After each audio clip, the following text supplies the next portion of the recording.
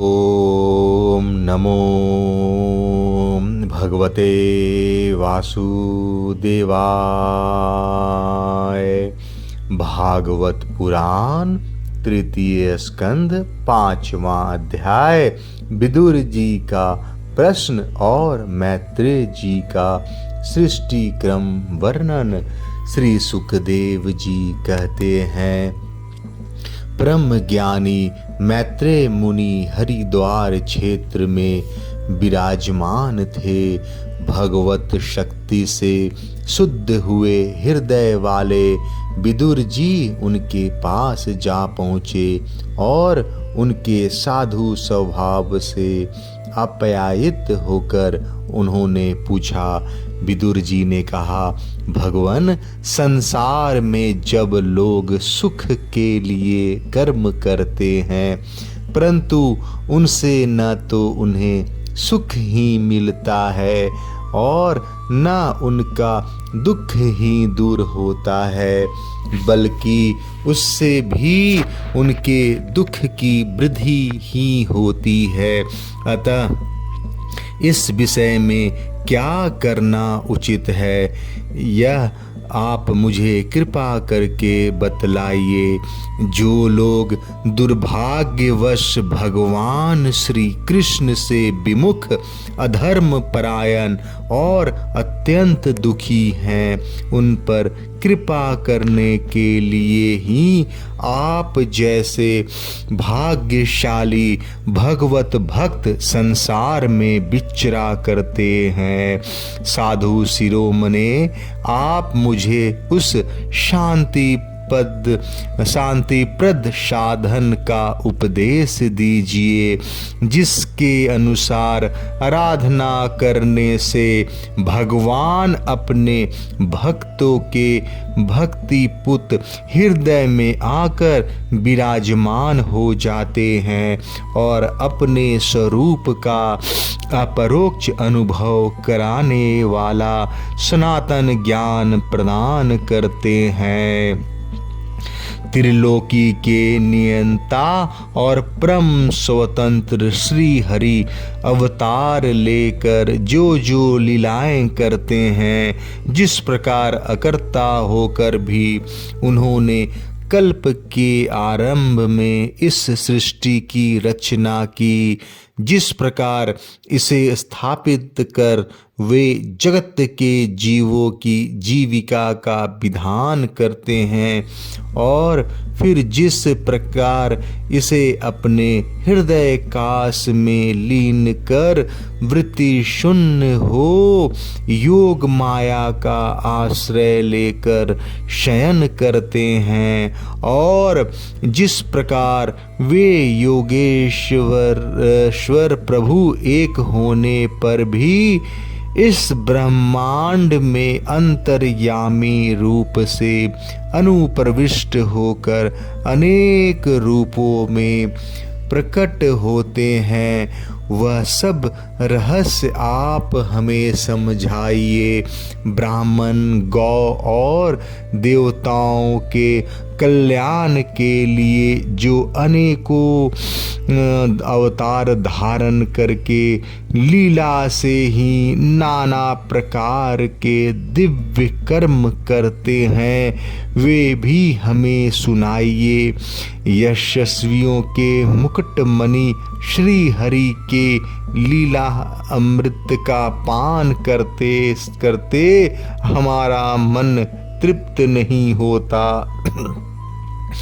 हमें तो यह भी सुनाइए कि उन समस्त लोकपतियों के स्वामी श्री हरि ने इन लोकपालों और लोकालोक पर्वत से बाहर के भोगों को, जिनमें ये सब प्रकार के प्राणियों के अधिकार अनुसार भिन्न भिन्न भेद प्रतीत हो रहे हैं, किन तत्वों से रचा है।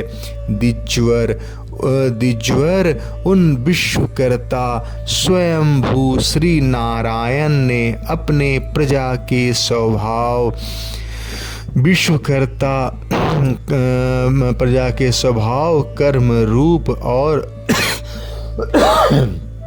नामों के भेद की किस प्रकार रचना की है। कर्म रूप और नामों की रचना की है। भगवान, मैंने श्री व्यास जी के मुख से ऊंच नीच वर्णों के धर्म तो कई बार सुने हैं, किंतु अब श्री कृष्ण कथा अमृत के प्रवाह को छोड़कर अन्य सौ अल्प सुखदायक धर्मों से मेरा चित्त उब गया है। उन तीर्थ पाद श्री हरि के गुणानुवाद से तृप्त हो भी कौन सकता है। उनका तो नरादादि महात्मा गण भी आप जैसे साधुओं के समाज में कीर्तन करते हैं, तथा जब ये मनुष्यों के कर्णार्धों में प्रवेश करते हैं तब उनकी संसार चक्र में डालने वाली घर गृहस्थी की आसक्ति को काट डालते हैं। भगवान, आपके सखा मुनिवर कृष्ण द्वैपायन ने भी भगवान के गुणों का वर्णन करने की इच्छा से ही महाभारत रचा है। उनमें भी विषय सुखों का उल्लेख करते हुए मनुष्यों की बुद्धि को भगवान की कथाओं की ओर लगाने का ही प्रयत्न किया गया है। यह भगवत कथा की रुचि श्रद्धालु पुरुषों के हृदय में जब बढ़ने लगती है तब अन्य विषयों से उसे विरक्त कर देती है। वह भगवत चरणों के निरंतर चिंतन से आनंद मग्न हो जाता है और उस पुरुष के सभी दुखों का तत्काल अंत हो जाता है। मुझे तो उस शोचनीयों को भी सोचनीय अज्ञानी पुरुषों के लिए निरंतर खेद रहता है, जो अपने पिछले पापों के कारण श्री हरि की कथाओं से विमुख रहते हैं। हाय काल भगवान उनके अमूल्य जीवन को काट रहे हैं और वे वाणी, देह और मन से व्यर्थ वाद विवाद, व्यर्थ चेष्टा और व्यर्थ चिंतन में लगे रहते हैं। मैत्रेय जी, आप दिनों पर कृपा करने वाले हैं, अतः भौरा जैसे फूलों में से रस निकाल लेता है, उसी प्रकार इन लौकिक कथाओं में से इसकी सारभूता परम कल्याणकारी पवित्र कीर्ति श्री हरि की कथाएं छांट कर हमारे कल्याण के लिए सुनाइए। उन सर्वेश्वर ने संसार की उत्पत्ति, स्थिति और संहार करने के लिए अपनी माया शक्ति को स्वीकार कर राम कृष्ण आदि अवतार के द्वारा जो अनेकों अलौकिक लीलाएं की हैं वे सब मुझे सुनाइए। श्री सुखदेव जी कहते हैं, जब विदुर जी ने जीवों के कल्याण के लिए इस प्रकार प्रश्न किए तब मुनि श्रेष्ठ भगवान मैत्रेय जी उनकी बहुत बड़ाई करते हुए यूं कहा। श्री मैत्रेय जी बोले, साधु स्वभाव विदुर जी, आपने जब सब जीवों पर अत्यंत अनुग्रह करके यह बड़ी अच्छी बात पूछी है। आपका चित्त तो सर्वदा श्री भगवान में ही लगा रहता है, तथापि इससे संसार में भी आपका बहुत सुयश फैलेगा। आप श्री व्यास जी के औरस पुत्र हैं, इसलिए आपके लिए यह कोई बड़ी बात नहीं है कि आप अनन्य भाव से सर्वेश्वर श्री हरि के ही आश्रित हो गए हैं। आप प्रजा को दंड देने वाले भगवान यम ही हैं। मांडव्य ऋषि के शाप होने के कारण ही आपने श्री व्यास जी के वीर से उनके भाई विचित्रवीर की भोग पत्नी दासी के गर्भ से जन्म लिया है। आप सर्वदा ही श्री भगवान और उनके भक्तों को अत्यंत प्रिय हैं, इसलिए भगवान निज धाम पधारते समय मुझे आपको ज्ञान उपदेश करने की आज्ञा दे गए।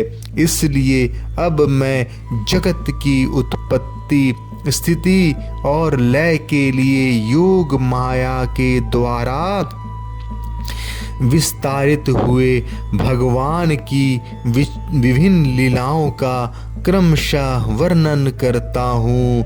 सृष्टि रचना के पूर्व समस्त आत्माओं के आत्मा एक पूर्ण परमात्मा ही थे। न दृष्टा था न दृश्य। सृष्टि काल में अनेक वृत्तियों के भेद से जो अनेकता दिखाई पड़ती है वह भी वही थे, क्योंकि उनकी इच्छा अकेले रहने की थी। वे ही दृष्टा होकर देखने लगे, परंतु उन्हें दृश्य दिखाई नहीं पड़ा, क्योंकि उस समय वे ही अद्वितीय रूप से प्रकाशित हो रहे थे। ऐसी अवस्था में वे अपने को असत्य समान समझने लगे। वस्तुतः वे असत्य नहीं थे, क्योंकि उनकी शक्तियाँ ही सोई थी, उनके ज्ञान का लोप नहीं हुआ था। यह दृष्टा और दृश्य का अनुसंधान करने वाली शक्ति ही कारण रूप माया है। महाभाग विदुर जी, इस भाव रूप अनिर्वचनीय माया के द्वारा ही भगवान ने इस विश्व का निर्माण किया है।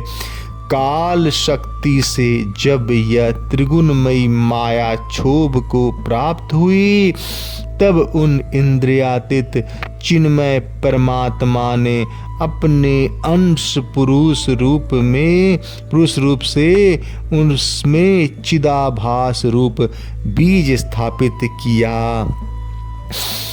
तब काल की प्रेरणा से उस अव्यक्त माया से महतत्व प्रकट हुआ। वह मिथ्या अज्ञान का नाशक होने के कारण विज्ञान स्वरूप और अपने में सूक्ष्म रूप से स्थित प्रपंच की अभिव्यक्ति करने वाला था। फिर चिदाभास गुण और काल के अधीन उस महतत्व ने भगवान की दृष्टि पड़ने पर इस विश्व की रचना के लिए अपना रूपांतर किया। महतत्व के विकृत होने पर अहंकार की उत्पत्ति हुई। जो कार्य अधिभूत कारण अध्यात्म और कर्ता आदि देव रूप होने के कारण भूत इंद्रिय और मन का कारण है, वह अहंकार वैकारिक, सात्विक, तेजस, राक्षस और तामस भेद से 3 प्रकार का है। अतः अंतः तत्व में विकार होने पर वैकारिक अहंकार से मन और जिनसे विषयों का ज्ञान होता है वे इंद्रियों के अधिष्ठाता देवता हुए। तेजस अहंकार से ज्ञानेंद्रियां और कर्मेंद्रियां हुई तथा तामस अहंकार से सूक्ष्म भूतों का कारण शब्द तन मन मात्र हुआ और उससे दृष्टांत रूप से आत्मा का बोध कराने वाला आकाश उत्पन्न हुआ। भगवान की दृष्टि जब आकाश पर पड़ी तब उससे फिर काल, माया और चिदाभास के योग से स्पर्श तन मात्र हुआ और उनके विकृत होने पर उससे वायु की उत्पत्ति हुई। अत्यंत बलवान वायु ने आकाश के सहित विकृत होकर रूप तन मात्र की रचना की और उससे संसार का प्रकाश का तेज उत्पन्न हुआ। फिर परमात्मा की दृष्टि पड़ने पर वायु युक्त तेज ने काल, माया और चिदंश योग से विकृत होकर रस तन मात्र के कार्य जल को उत्पन्न किया। तदंतर तेज से युक्त जलने ब्रह्म का दृष्टिपात होने पर काल, माया और चिदंश के योग से गंध गुणमयी पृथ्वी को उत्पन्न किया। विदुर जी, इस आकाश आदि भूतों में जो भूत पीछे पीछे उत्पन्न हुए उनमें क्रमशः अपने पूर्व भूतों के गुण भी अनुगत समझने चाहिए। ये महतत्व आदि के अभिमान, विकार, विक्षेप और चेतनांश विशिष्ट देवगण श्री भगवान के ही अंश हैं, किंतु पृथक पृथक होने के कारण जब वे रचना रूप अपने कार्य में सफल नहीं हुए तब हाथ जोड़कर भगवान से कहने लगे। देवताओं ने कहा, देव, हम आपके चरण कमलों की वंदना करते हैं। ये अपनी शरण में आए हुए जीवों का ताप दूर करने के लिए छत्र के समान है तथा इनका आश्रय लेने से यति जन अत्यंत संसार दुख को सुगमता से ही दूर फेंक देते हैं। जगत कर्ता जगदीश्वर इस संसार में ताप त्रय से व्याकुल होने के कारण जीवों को जरा भी शांति नहीं मिलती। इसलिए भगवन, हम आपके चरणों की ज्ञानमयी छाया का आश्रय लेते हैं। मुनि जन एकांत स्थान में रहकर आपके मुख कमल का आश्रय लेने वाले वेद मंत्र रूप पक्षियों के द्वारा जिनका अनुसंधान करते हैं तथा जो संपूर्ण पाप नाशिनी नदियों में श्रेष्ठ श्री गंगा जी के उद्गम स्थान है, आपके उन परम पावन पादमों का हम आश्रय लेते हैं। हम आपके चरण कमलों की उस चौकी का आश्रय ग्रहण करते हैं जिसे भक्तजन श्रद्धा और श्रवण कीर्तन आदि रूप भक्ति से परमार्जित अंतःकरण में धारण करके वैराग्य पुष्ट ज्ञान के द्वारा परम धीर हो जाते हैं। इस आप संसार की उत्पत्ति, स्थिति और संहार के लिए ही अवतार लेते हैं। अतः हम सब आपके उन चरण कमलों के शरण लेते हैं जो अपना स्मरण करने वाले भक्त जनों को अभय कर देते हैं। जिस पुरुषों का देह गे और उनसे संबंध रखने वाले अन्य तुच्छ पदार्थों में अहंता ममता का दृढ़ दुराग्रह है, उनके शरीर में आपकी अंतर्यामी रूप से रहने पर भी जो अत्यंत दूर है, उन्हीं आपके चरणारविंदों को हम भजते हैं। परम यशस्वी परमेश्वर, इंद्रियों के विषयाभिमुख रहने के कारण जिनका मन सर्वदा बाहर ही भटकता रहता है, वे पामर लोग आपके विलासपूर्ण पाद विन्यास की शोभा के विशेषज्ञ भक्त जनों का दर्शन नहीं कर पाते। इसी से वे आपके चरणों से दूर रहते हैं।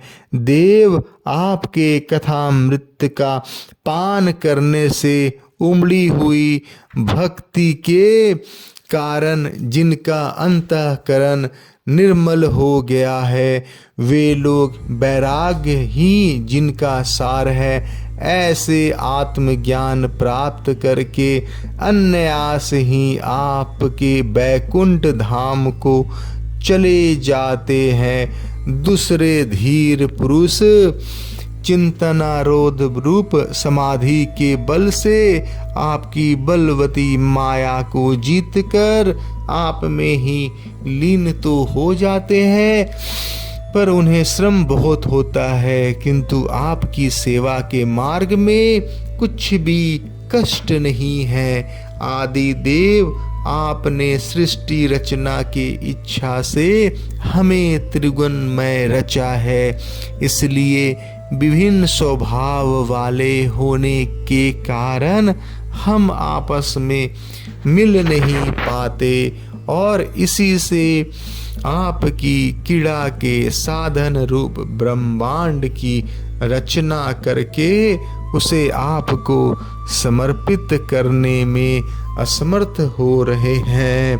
अतः जन्म रहित भगवान, जिससे हम ब्रह्मांड रचकर आपको सब प्रकार के भोग समय पर समर्पित कर सके और जहाँ स्थित होकर हम भी अपनी योग्यता के अनुसार अन्न ग्रहण कर सके तथा ये सब जीव भी सब प्रकार की विघ्न बाधाओं से दूर रहकर हम और आप दोनों का भोग समर्पित करते हुए अपना अपना अन्न भक्षण कर सके, ऐसा कोई उपाय कीजिए।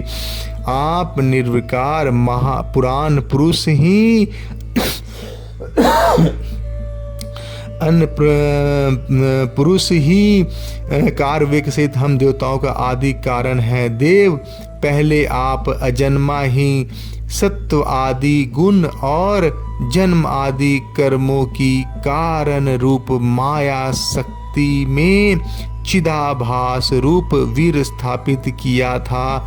परमात्म देव महतत्व आदि रूप हम देवगण किस कार्य के लिए उत्पन्न हुए हैं, उसके संबंध में हम क्या करें। देव, हम पर आप ही अनुग्रह करने वाले हैं, इसलिए ब्रह्मांड रचना के लिए आप हमें क्रिया शक्ति के सहित अपने ज्ञान शक्ति भी प्रदान कीजिए।